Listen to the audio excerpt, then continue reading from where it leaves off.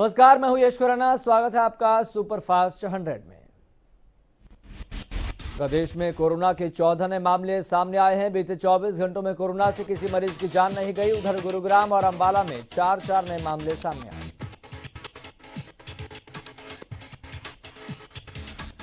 जबकि पलवल में 2 और हिसार में 3 नए मामलों की पुष्टि हुई है। वहीं प्रदेश के 17 जिलों में कोई नया मामला सामने नहीं आया।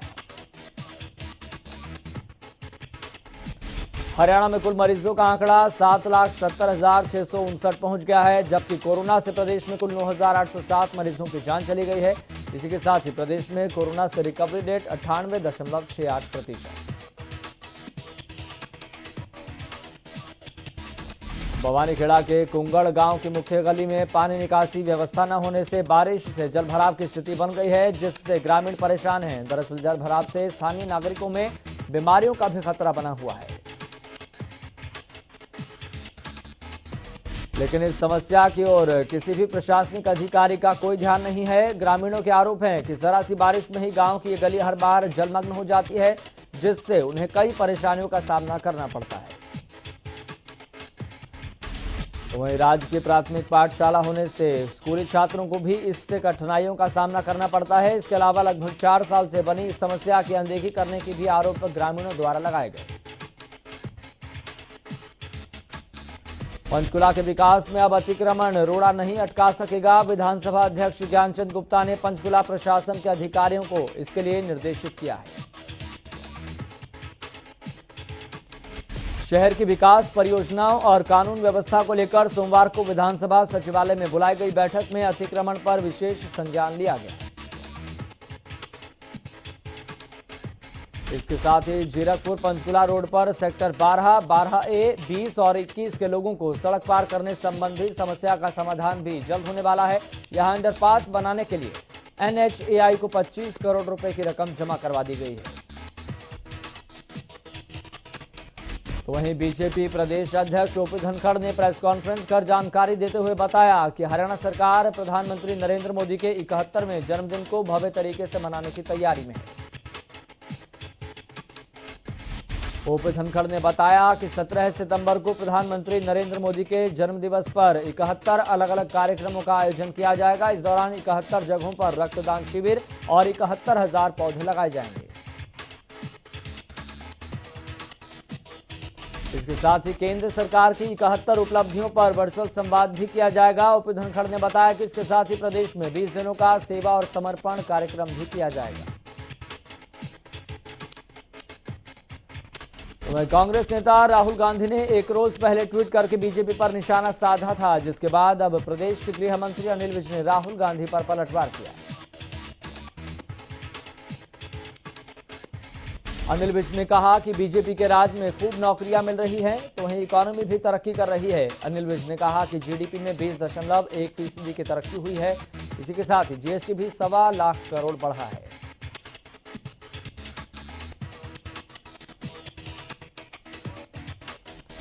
उन्होंने कहा कि पता नहीं राहुल गांधी कहां से आंकड़े लेते हैं। दरअसल एक दिन पहले राहुल गांधी ने ट्वीट कर लिखा था कि बीजेपी के राज में नौकरियां ही नहीं मिल पा रही हैं, जिसके चलते संडे और मंडे का फर्क खत्म हो गया है। सांसद रतनलाल कटारिया सोमवार को सोनीपत पहुंचे। वहीं उन्होंने पार्टी कार्यकर्ताओं की बैठक ली और पंचायत चुनाव की तैयारियों में जुटने के दिशा निर्देश भी दिए। इस दौरान सांसद रतनलाल कटारिया ने कहा कि बीजेपी पंचायत चुनाव लड़ेगी, लेकिन सिंबल पर लड़ेगी या फिर नहीं लड़ेगी, इसका फैसला अभी हुआ नहीं है।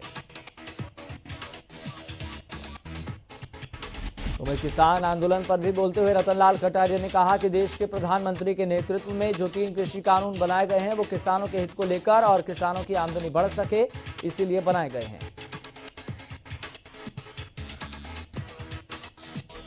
तो वहीं एलनाबाद उपचुनाव से ठीक पहले बीजेपी को झटका लगा है। एलनाबाद से बीजेपी उम्मीदवार रहे पवन बेनीवाल ने कांग्रेस का दामन थाम लिया। उनके साथ ही एलनाबाद से बीजेपी टिकट के दावेदार रहे अशोक गोयल भी अपने समर्थकों के साथ कांग्रेस में शामिल हो गए हैं। कांग्रेस के हरियाणा अध्यक्ष कुमारी शैलजा और प्रदेश प्रभारी विवेक बंसल की मौजूदगी में दोनों नेताओं ने कांग्रेस की सदस्यता ली। इस मौके पर कुमारी शैलजा ने अशोक गोयल और पवन बेनीवाल का पार्टी में स्वागत किया और सरकार पर निशाना साधा। विवेक बंसल ने भी कहा कि किसान से लेकर सभी वर्ग प्रदेश सरकार से दुखी है। इनेलो सुप्रीमो ओपी चौटाला ने सोमवार को भिवानी जाट धर्मशाला में आयोजित जिला कार्यकर्ता सम्मेलन में शिरकत की। इस दौरान ओपी चौटाला ने गठबंधन सरकार के साथ ही पूर्व सीएम भूपेंद्र सिंह हुड्डा पर भी निशाना साधा। इसी के साथ ही ओपी चौटाला ने प्रदेश में इनेलो की सरकार बनने पर हर वर्ग के पढ़े लिखे युवाओं को सरकारी नौकरी का वादा भी किया है। इनेलो सुप्रीमो ने कहा कि नौकरी देने में वो ये नहीं देखेंगे कि किसने उन्हें वोट दिया है और किसने नहीं। वो चौटाला ने प्रदेश के नए भूमि कानून को किसानों के लिए खतरनाक बताया। वहीं रेवाड़ी में टूटी सड़कों को लेकर कांग्रेस के विधायक चिरंजीव राव ने अनोखा प्रदर्शन किया। चिरंजीव राव ने सड़कों पर बने गड्ढों में पौधरोपण कर सरकार पर ध्यान इस तरफ खींचने की कोशिश की। विधायक ने बताया कि पिछले लंबे समय से सड़कों पर बने गड्ढे लोगों की परेशानी बने हुए हैं, जिसको लेकर वे समय समय पर आवाज उठाते रहते हैं। उन्होंने अनोखा प्रदर्शन करते हुए गड्ढों में पौधे लगाए हैं। दिल्ली के बॉर्डरों पर किसानों का आंदोलन करीब 9.5 महीने से लगातार जारी है। टिकरी बॉर्डर पर एक बार फिर आंदोलनकारी किसानों की भीड़ बढ़ने लगी है। पंजाब में धान की फसल को संभालते हुए किसान वापस धरना स्थल पर लौटने लगे हैं, जिससे धरना स्थल पर भीड़ एक बार फिर से बढ़ने लगी है। बहादुरगढ़ के टीकरी बॉर्डर पर डटे किसानों का कहना है कि जब तक तीनों कृषि कानून रद्द नहीं होंगे तब तक किसान घर वापस नहीं जाएंगे। किसानों का कहना है कि धान की कटाई और गेहूं बुआई के लिए घर जाएंगे, लेकिन कटाई और बुआई के काम पूरा होते ही वो धरना स्थलों पर वापस लौटेंगे और कानून रद्द होने तक डटे रहेंगे। वहीं किसानों ने कहा कि 27 सितंबर को भारत बंद का असर दिखाई देगा। किसानों ने सरकार पर समाधान नहीं करने का भी आरोप लगाया। किसानों ने कहा कि बातचीत का डेडलॉक तोड़ने के लिए संयुक्त मोर्चे ने प्रधानमंत्री को पत्र लिखा, लेकिन सरकार ने कोई जवाब नहीं दिया। खेल जगत में एक बार फिर से हरियाणा ने अपना लोहा मनवाया है। रोहतक में 9 से 11 सितंबर को राज्य स्तरीय जूनियर तलवारबाजी फेंसिंग प्रतियोगिता में बल्लभगढ़ की रहने वाली खिलाड़ी गीता लांबा ने 3 गोल्ड मेडल जीतकर क्षेत्र का नाम रोशन किया, जिसको लेकर परिजनों में खुशी का माहौल देखने को मिल रहा है। गीता लांबा ने अंडर 14 में जहां 2 गोल्ड जीते, अंडर 17 में भी गोल्ड पर कब्जा जमाया।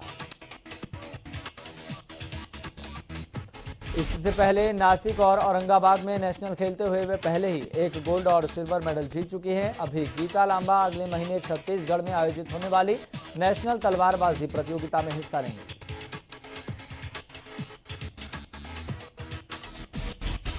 वहीं सिरसा में परशुराम चौक हिसारिया बाजार स्थित एचएलपी कार्यालय में कोरोना वैक्सीन शिविर का आयोजन किया गया। इस शिविर में वैक्सीन लगवाने के लिए सैकड़ों की संख्या में लोग पहुंचे। वैक्सीन लगवाने आए सिरसा के लोगों ने एचएलपी सुप्रीमो और विधायक गोपाल कांडा का आभार जताया। विधायक गोपाल कांडा द्वारा आयोजित वैक्सीनेशन शिविर में कोरोना वैक्सीन लगवाने के लिए सिरसा के हर वार्ड से लोग पहुंचे थे। तो वहीं कोरोना संक्रमण को फैलने से रोकने के लिए स्वास्थ्य विभाग लगातार वैक्सीनेशन अभियान में जुटा हुआ है। सोनीपत के रेणु विद्या मंदिर में सोमवार को एक वैक्सीनेशन कैंप का आयोजन किया गया, जिसके तहत दिव्यांगों को वैक्सीन लगाई गई।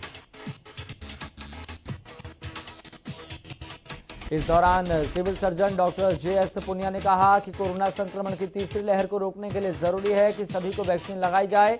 करीब 26,000 दिव्यांगों की लिस्ट तैयार हुई है। वहीं दूसरे डोज लेने वाले दिव्यांग भी काफी संख्या में हैं। Doctor J S. पुनिया ने बताया कि ग्रामीण स्तर पर भी आशा वर्कर्स के सहयोग से हर व्यक्ति को वैक्सीन लगाने की कोशिश की जा रही है।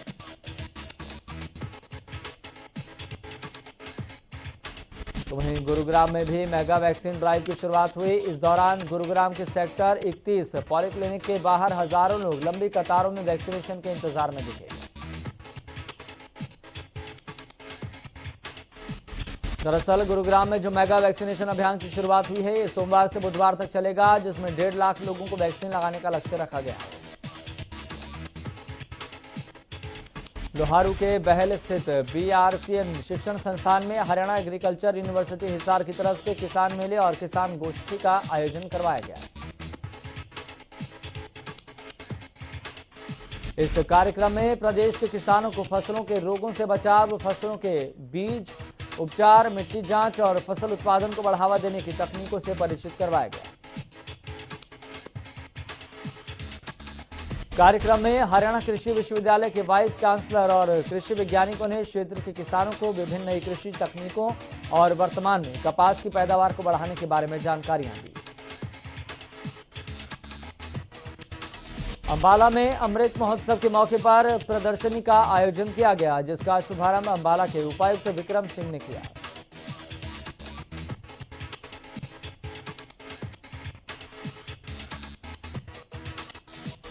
इस मौके पर उपायुक्त ने बताया कि आजादी के अमृत महोत्सव की शुरुआत हरियाणा के सीएम ने की थी और इस प्रदर्शन को ज्यादा से ज्यादा लोगों तक पहुंचाने की कोशिश की जाएगी।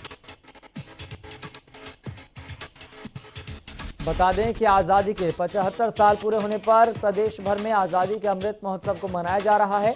आजादी की लड़ाई में हरियाणा का योगदान को जन जन तक पहुंचाने के लिए इसकी शुरुआत की गई है। गुरुग्राम के अशोक विहार फेज 3 स्थित एक गत्ता फैक्ट्री में एक बड़ा हादसा हो गया, जहां काम करने के दौरान एक मजदूर का हाथ मशीन में आने से कट गया। घायल मजदूर को गुरुग्राम के ईएसआई अस्पताल में भर्ती करवाया गया, लेकिन मजदूर को गंभीर हालत में दिल्ली के सफदरजंग अस्पताल रेफर कर दिया गया। उधर 22 वर्षीय मजदूर का आरोप है कि वो हेल्पर है, लेकिन मालिक ने जबरन दबाव डालकर उससे मशीन चलवाई, जिससे यह हादसा हुआ। हालांकि फैक्ट्री मालिक ने इन सभी आरोपों को सिरे से खारिज कर दिया है। फिलहाल पुलिस ने फैक्ट्री मालिक योगेंद्र सिंह राठौर के खिलाफ मुकदमा दर्ज कर लिया है।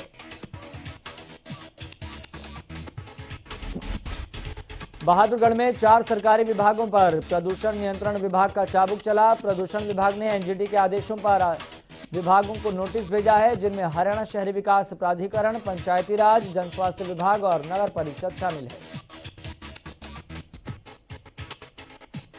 आपको बता दें, इन सब पर 1 करोड़ 65 लाख रुपए का एनवायरमेंट कंपनसेशन जुर्माना लगने जा रहा है। दरअसल झज्जर से होकर गुजर रही केसीबी, मुंगेशपुर और ड्रेन नंबर 8 में प्रदूषित जल डाला जा रहा है। प्रति ड्रेन के हिसाब से 5 लाख रुपए प्रति महीने के हिसाब से जुर्माना लगाया जा रहा है। दरअसल प्रदूषण नियंत्रण विभाग ने इन सभी ड्रेनों के सैंपल लिए थे, जांच में सभी फेल मिले हैं।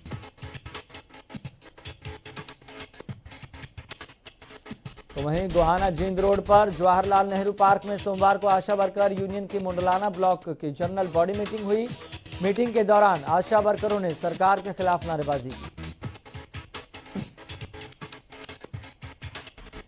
आशा वर्करों ने कहा कि आने वाली 24 सितंबर को पूरे देश में आशा वर्कर्स हड़ताल पर रहेंगी और 25 सितंबर को संयुक्त किसान मोर्चा के आह्वान पर भारत बंद में भी आशा वर्कर्स हिस्सा लेंगे।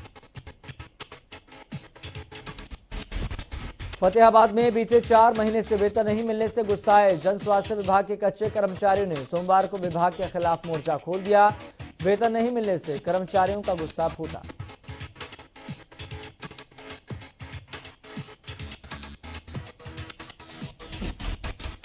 इस दौरान उन्होंने जन स्वास्थ्य विभाग के अधिकारियों को कार्यालय से बाहर निकालकर कार्यालय में तालाबंदी कर दी। तालाबंदी के बाद कर्मचारियों ने जन स्वास्थ्य विभाग के खिलाफ जमकर नारेबाजी भी की।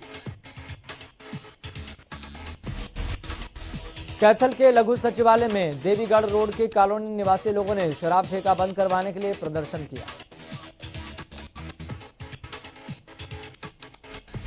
लघु सचिवालय में भारी संख्या में देवीगढ़ रोड की कॉलोनी निवासी महिलाएं और पुरुष इस प्रदर्शन में शामिल हुए। उनका कहना है कि पहले भी हम कई बार अपनी कॉलोनी में प्रदर्शन कर चुके हैं, लेकिन प्रशासन ने इस पर कोई संज्ञान नहीं लिया। वहीं प्रदर्शनकारियों ने कहा कि अगर हमारी बात नहीं मानी जाती है तो हम आगे और भी बड़ा प्रदर्शन करेंगे।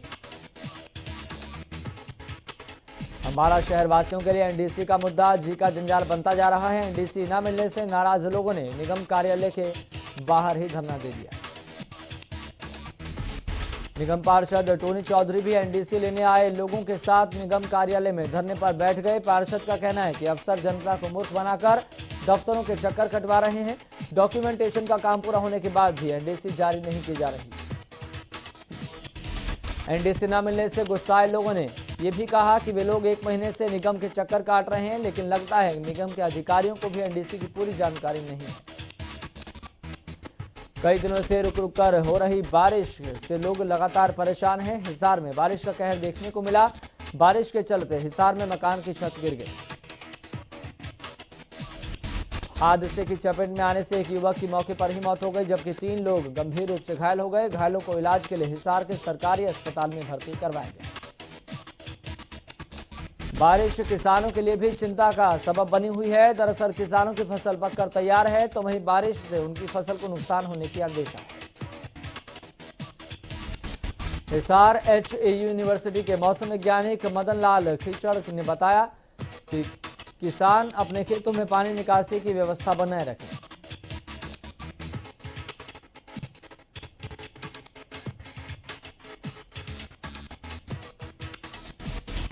फतेहाबाद में पिछले 3 से 4 दिनों से हो रही लगातार बारिश ने लोगों की परेशानियों को बढ़ा दिया है। शहर के निचले इलाकों में जलभराव से लोग परेशान हैं। लोगों का कहना है कि थोड़ी सी बारिश में भी यहां पानी जमा हो जाता है।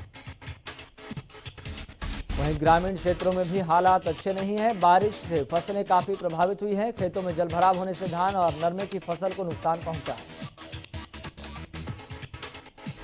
रतिया का एक परिवार मौत के साए में रहने को मजबूर है। दरअसल रतिया के वार्ड नंबर 11 में एक मां और बेटा ऐसे मकान में रहने को मजबूर हैं जो पूरी तरह से जर्जर है और इसकी छत बारिश से मौसम में लगातार टपकती रहती है। पीड़ित परिवार आर्थिक रूप से कमजोर है, जिसमें मकान की हालत को सुधारने के लिए प्रधानमंत्री आवास योजना के तहत रतिया नगर पालिका में आवेदन भी किया हुआ है, लेकिन सभी फॉर्मेलिटी पूरी होने के बाद भी अधिकारी काम नहीं कर रहे। मां और बेटे की सरकार और प्रशासन से गुहार है कि उनकी परेशानी को समझा जाए और किसी हादसे से पहले उनके मकान को दुरुस्त करवाया जाए।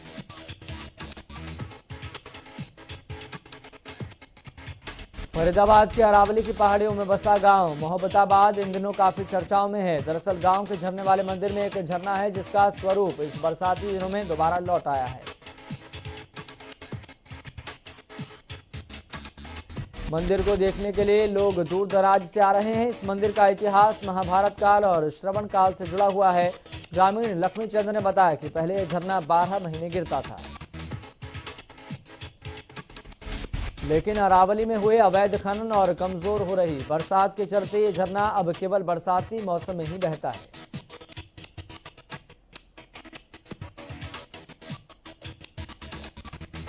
वहीं फरीदाबाद में सोहना बल्लभगढ़ मार्ग का लगातार मामला चर्चा में है। दरअसल विगत 7 दिनों से भी ज्यादा का समय बीत गया है, लेकिन पुलिस ने अभी तक कोई कार्रवाई नहीं की है। दरअसल 5 तारीख को 20 वर्षीय दीपांशु नाम का युवक अपने घर से स्कूटी लेकर निकला था, लेकिन अगले ही दिन दीपांशु का शव अधजली अवस्था में भाटी माइंस दिल्ली एरिया से बरामद किया गया, लेकिन अब तक कोई कार्रवाई नहीं हुई है, जिसे देखते हुए मृतक दीपांशु के परिजनों और सैकड़ों लोगों ने नाराज होकर सोहना बल्लभगढ़ मार्ग को जाम कर दिया। परिजनों का आरोप है कि उनके साथ थाने में बदतमीजी भी की गई थी। वहीं हांसी शहर में हुए पूर्व फौजी हत्याकांड के मामले में 23 दिन बीत जाने के बावजूद पुलिस के हाथ खाली हैं। पुलिस ने हत्यारों को पकड़ने के लिए 10,000 रुपए का इनाम भी घोषित कर रखा है। घटना की सीसीटीवी फुटेज भी पुलिस ने जारी कर दी है, लेकिन हत्यारों की पहचान अब तक नहीं हो सकी है। इसके अलावा पूर्व फौजी ऋतुराज की हत्या के पीछे की वजह का भी अभी तक खुलासा नहीं हो सका। इसे लेकर CIA 1 टीम के इंचार्ज दरबीर सिंह ने बताया कि 20 अगस्त की शाम बाइक सवार 2 युवकों ने ऋतुराज के माथे में गोली मारकर उसकी हत्या कर दी।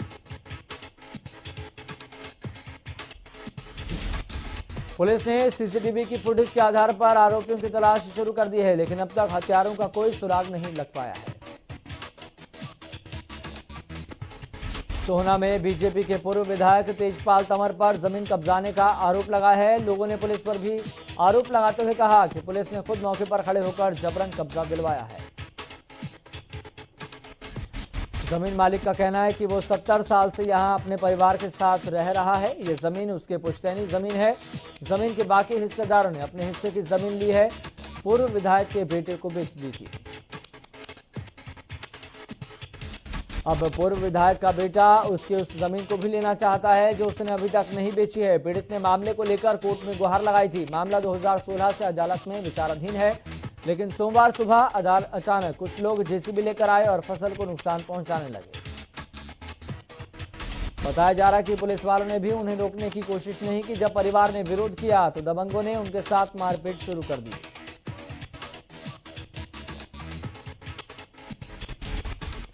गोहाना में पिस्तौल के बल पर 3 नकाबपोश बदमाशों ने एक मनी ट्रांसफर एजेंसी में लूट की वारदात को अंजाम दिया। दरअसल पहले तो 3 नकाबपोश दुकान के अंदर घुसे और बंदूक की नोक पर लूट करने लगे। एजेंसी मालिक ने 35 से 40 हजार के लगभग बदमाशों को दे दिए, लेकिन बदमाश और लूट की तैयारी में थे। लेकिन इस दौरान कंपनी मालिक और बदमाशों के बीच हाथापाई हो गई, जिसमें 2 बदमाश भागने में कामयाब हो गए और एक बदमाश को दुकानदार ने मौके पर ही पकड़ लिया,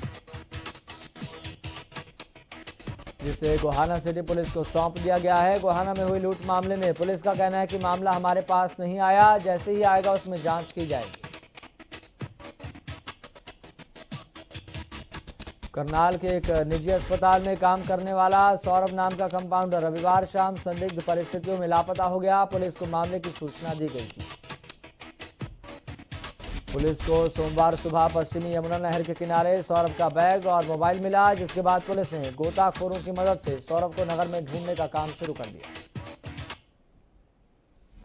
बादली थाना क्षेत्र के गांव की रहने वाली 14 साल की नाबालिग करीब 15 दिन पहले लापता हुई थी, जिसका अभी तक कोई सुराग नहीं मिला है। लापता हुई नाबालिग कबड्डी टीम की बाल खिलाड़ी है। परिजन बेटी के लापता होने से काफी परेशान हैं। बेटी की खोज के लिए परिवार रोज थाने के चक्कर काट रहा है। सोमवार को भी परिवार और गांव के लोगों ने थाने पहुंचकर एसएचओ से मुलाकात की और बेटी को खोजने की सिफारिश की।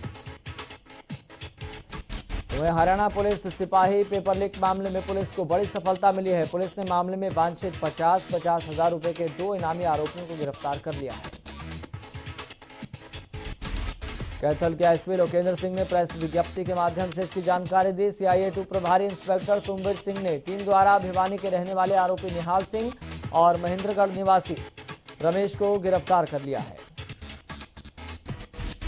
एसपी ने बताया कि आरोपी निहाल सिंह द्वारा पहले गिरफ्तार किए जा चुके आरोपी नरेंद्र से आंसर की प्राप्त की गई थी। इसके साथ ही उसके द्वारा कुछ कैंडिडेट्स को आंसर की उपलब्ध भी करवाई गई थी। वहीं 4 अगस्त को ओंकार होटल हिसार में पेपर आउट करवाने को लेकर नरेंद्र द्वारा आयोजित करवाई गई मीटिंग में आरोपी रमेश भी शामिल था। अभी तक मामले में कुल 39 आरोपियों की गिरफ्तारी हो चुकी है। वहीं झज्जर के छूछकवास के पास रफ्तार का कहर देखने को मिला, जहां एक ट्रैक्टर ट्रॉली ने बाइक सवार को टक्कर मार दी। हादसे में बाइक सवार की मौके पर ही मौत हो गई। सूचना पाकर मौके पर पहुंची पुलिस ने शव को कब्जे में लेकर जांच शुरू कर दी है। पलवल के हथीन विधानसभा के चिल्ली गांव में वायरल बुखार का कहर जारी है। बुखार से लोगों को जान भी गंवानी पड़ रही है। वायरल बुखार